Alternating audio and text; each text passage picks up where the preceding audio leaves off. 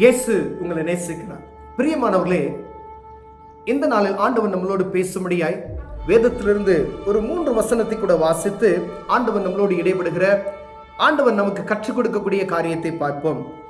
அது எபிரேயர் புஸ்தகம் 10வது அதிகாரம் 36வது வசனம், 37, 38 வசனங்கள் இப்படியாக சொல்கிறது: நீங்கள் தேவனுடைய சித்தத்தின்படி செய்து வாக்குத்தந்த பண்ணப்பட்டதை பெரும்படிக்கு பொறுமை உங்களுக்கு வேண்டியதாய் இருக்கிறது. வருகிறவர் இன்னும் கொஞ்ச காலத்தில் வருவார், தாமதம் பண்ணார். விசுவாசத்தினாலே நீதிமான் பிழைப்பான். பின்வாங்கி போவானானால் அவன் மேல் என் ஆத்துமா பிரியமாய் இராது என்கிறார். நாமோ கெட்டுப்போக பின்வாங்குகிறவராய் இராமல் ஆத்துமா ஈடேற விசுவாசிக்கிறவர்களாய் இருக்க கடவோம் என்று எழுதப்பட்டு இருக்கிறது. பிரியமானவர்களே, வாக்குத்தத்தத்தில் ஒரு பிரதான வாக்குத்தத்தம் என்ன என்றால், இரட்சிப்பின் அனுபவத்தை பெற்றுக்கொள்கிற வாக்குத்தத்தமே.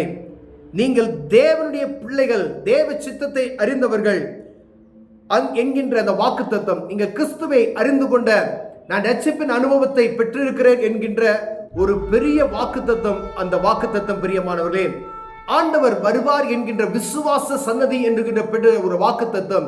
இவர் விசுவாசிகள் என்று சொல்லப்படுகிறார்கள். அந்த காரியத்துல இந்த வாக்குத்தத்தம் ஒரு நாள் நிறைவேறும். உலகப்புறமான காரியத்துல ஆண்டவர் என்னை வாளாக்காமல் தலையாக்குவார், கீழாக்காமல் மேலாக்குவார், உன் கையின் பிரயாசத்தை ஆசீர்வதிப்பார்.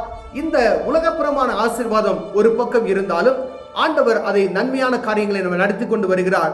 ஆனா பிரதான வாக்குத்தத்தமான விசுவாச சன்னதி என்று அழைக்கப்படுகிற இந்த வாக்குத்தத்தம், அது ஒவ்வொரு மனிதனுக்கும் ஒவ்வொரு நாள் கொடுக்கப்படுகிறது.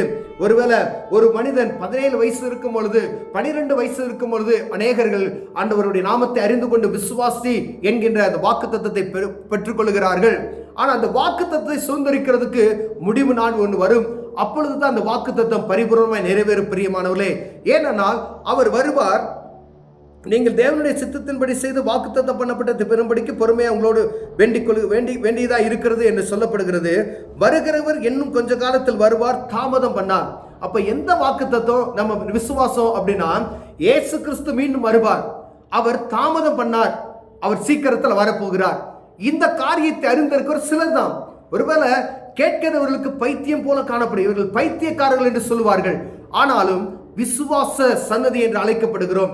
அந்த விசுவாசத்தின் நிமித்தமாய் விசுவாச கண்களை நான் பார்த்து கொண்டு இருக்கிறோம். அவர் வருவார். ஆம், பாவத்திலிருந்து விலகி நீதிக்கு பிழைக்கத்தக்கதான ஒரு காரியத்தை நாம் நடப்பித்துக் கொண்டு இருக்கிறோம் என்பதை ஒவ்வொரும் அறிந்திருக்கிறோம். பிரியமானவர்களே, அப்படின்னா இந்த வாக்குத்தத்தத்தை நாம் சுதந்திரித்துக் கொள்வதற்கு ஜாக்கிரதையோடு இருக்கும்படியாய் நாம் அழைக்கப்படுகிறோம். உலகப்புறமான வாக்குத்தத்தங்கள் வேறு. இந்த வானத்தை பூமி படைத்த சர்வ வல்லமையுள்ள தேவன் அந்த பரலோகத்துக்கு ஏற்ற ஒரு வாக்குத்தத்தை எல்லா மனிதர்களுக்கும் கொடுத்திருக்கிறார். ஏதோ ஒரு குறிப்பிட்ட மனிதனுக்கு இப்படிப்பட்டதான வாக்குத்தத்தம் அப்படி அல்ல. உலகத்தில் இருக்க சக மனிதர்களுக்கும் கொடுக்கப்பட்ட இந்த வாக்குத்தத்தம். இந்த வாக்குத்தத்தத்தை எந்த மனிதன் சுதந்திரித்துக் கொள்கிறானோ அப்ப அந்த மனிதன் பரலோகத்துக்கு, அந்த பரலோக ராஜ்யத்துக்கு நுழைவதற்கான அந்த காரியத்தை பெற்றுக்கொள்கிற முடிவை பார்க்க முடிகிறது. பிரியமானவர்களே, விசுவாசத்தினால் நீதிமான் பிழைப்பான். பின்வாங்கி போவானால் அவன் மேல் என் ஆத்துமா பிரியமாயிராது. விசுவாசம் என கேடகத்தை பிடித்துக் கொண்டவர்களாய் இந்த விசுவாச வாக்குத்தத்தத்தை சுதந்திரித்துக் கொள்வதற்கு எப்பொழுதும் ஆயத்தமுள்ளவர்களாய், அதுல கொஞ்சம் கூட பின்வாங்கி போனவர்களாய் இல்லாதபடிக்கு ஆண்டவர் பிரியமாயிருப்பார் என்று சொல்லப்படுகிறது. ஒருவேளை பின்வாங்கி போனோமானால் ஆண்டவருடைய இருதயம் நம்மேல் பிரியமாய் இருக்காது என்று சொல்லப்படுகிற இந்த காரியத்தை நாம் வாசிக்கிறோம். பிரியமானவர்களே, இந்த சத்தத்துக்கு விசுவாசத்தை நாம் அறிந்து கொண்டோம். விசுவாசி பிழைப்பான் என்று எழுதப்பட்டு இருக்கிறது. விசுவாசத்தினாலே நீதிமான் பிழைப்பான். அப்ப விசுவாசத்தின் நிமித்தமாவே நீதிமான் பிழைப்பான். அந்த விசுவாசத்தை விட்டு வழிவழி போகிற மீது ஆண்டவர் பிரியமாய் இல்லை என்று வேதம் சொல்லுகிறது. பிரியமானவர்களே, நாமும் கேட்டுக்கு போக பின்வாங்குகிறாதபடி பாருங்க, உலகத்துக்குள் மீண்டுமாய் பின்னாடி தள்ளாதபடிக்கு அப்படிப்பட்ட ஒரு சூழ்நிலை வறுமையானால் அதற்குள்ள கடந்து போகாதபடி எச்சரிக்கையா இருக்கும்படி ஆண்டவர் நம்மளோடு பேசுகிறார். பிரியமானவர்களே, ஆத்துமா ஈடேற விசுவாசிக்கிறவர்களாய் இருப்போம்.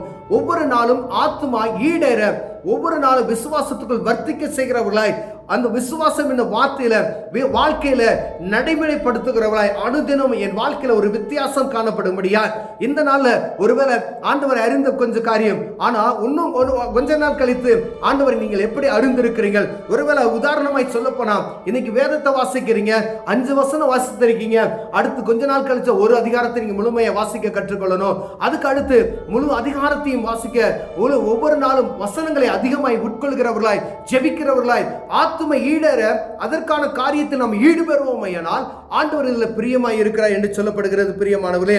ஏன்னா அப்படிப்பட்ட மனிதன் மேல் பிரியமாய் இருக்கிறார். நாமோ கேட்டுக்கு போகிறவர்களாய் இல்லாதபடிக்கு ஆத்தும ஈழேறுவதற்கான காரியத்தில் நாம் கவனமுள்ளவர்களாய் காணப்படும்படியாய் ஆண்டவர் அழைக்கப்படுகிறோம் பிரியமானவர்களே. ஒருவேளை அப்படிப்பட்டதான சூழ்நிலைக்குள்ள நாம் இருப்போம்.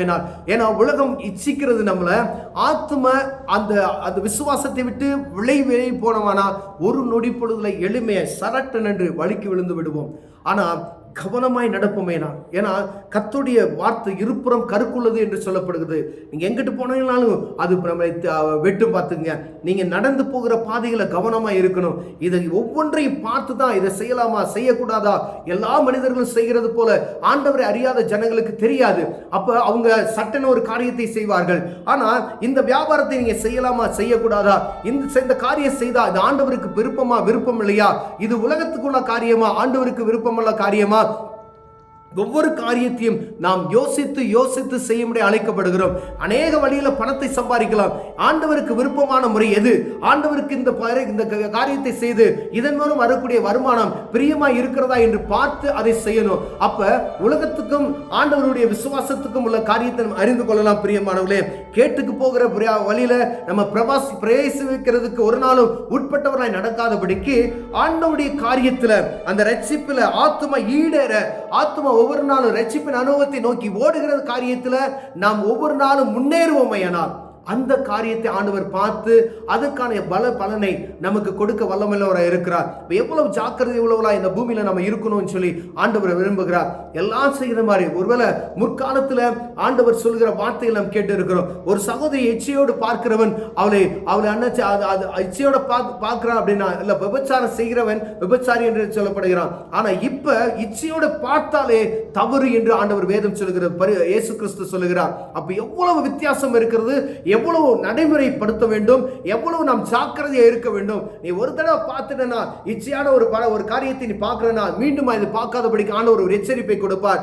அப்ப அந்த காரியத்தை மீண்டும் செய்ய தோண்டும் பொழுது கேட்டுக்கு போகிற வழியில நம்ம கடந்து செல்கிறோம். கவனம் இருக்கும்படி ஆண்டவர் மீண்டும் நம்மளோடு பேசிக் கொண்டு இருக்கிறார். இந்த காரியத்தை செய்யாத என்று சொன்னா அந்த காரியத்தை மீண்டும் செய்யாதபடி நாம் கவனமாய் இருக்கும்படி அழைக்கப்படுகிறோம் பிரியமானவர்களே.